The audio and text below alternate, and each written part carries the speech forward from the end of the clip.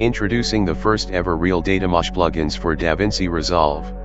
This Fuse pack includes 2 plugins. Let's explore how both of them work. Here we have opened Davinci Resolve and imported 2 videos for this tutorial. First I will demonstrate how to use the DatamoshClassic Fuse plugin. Let's move to the edit page and merge these 2 videos into one so that we can create Datamosh transitions. Make sure to convert them into a single Fusion clip. Now switch to the Fusion tab. Here we have our media in node where we will connect the Datamosh plugin. Now we can search for our installed DatamoshFuse plugin in the node menu, click on Add button to import it. Now connect it with the media in node like this. Once connected, you can view the controls on the right side inspector window. Before proceeding, make sure you have FFmpeg installed on your system properly. If you don't have FFmpeg, then check the description link to download it. Note that FFmpeg is an open source and free tool which will be used by our plugin to convert the video formats. I have properly installed FFmpeg so I can use this Datamosh plugin without any issue. Here in the controls we have the Datamosh mode and effect frame range settings. I will show how the frame deletion mode works. We have to select the range of frames where we want the Datamosh transitions. Once done, just click the Datamosh button and wait for the conversion process to complete. First it will render the whole composition, don't click anywhere else when this process is running.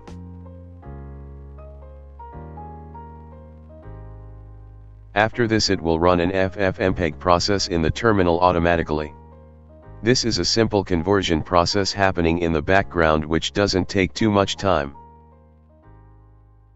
This was the final process and now we can view our Datamosh file. Note that the output is a new video file exported in a location. You can view the details here. The rendered file is automatically imported in the media pool which we can import and view. Let's import it and play the file to see the final result.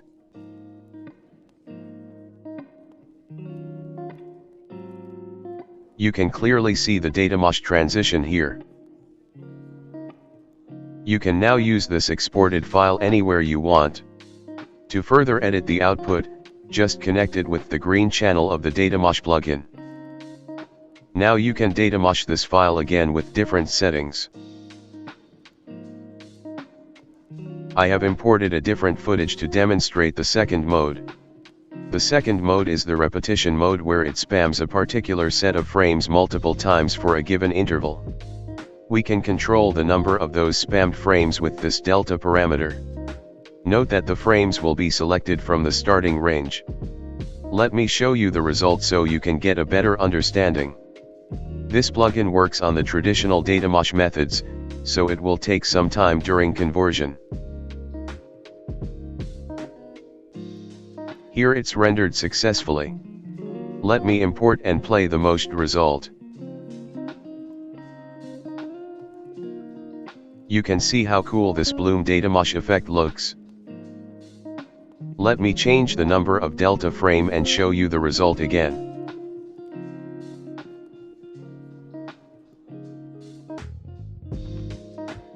Now you can see the difference when we use a higher delta value.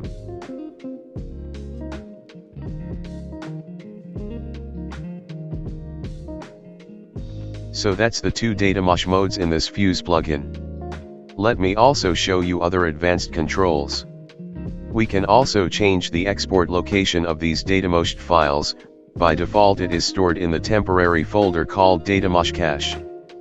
You can manually select the FFmpeg executable here. We can also adjust render quality and file type.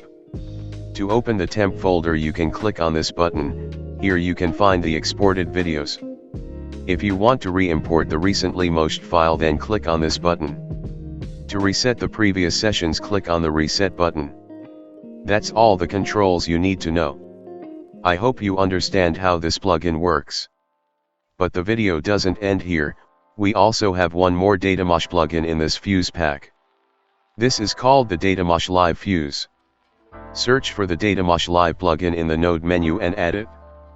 You can directly connect the DatamoshLive node with the media in. Once connected, you can see the results immediately on the screen. There are also control on the right-sided inspector window. We can change the chunk size slider to adjust the size of these buffer blocks. You can adjust the block smoothness and time intervals with these sliders.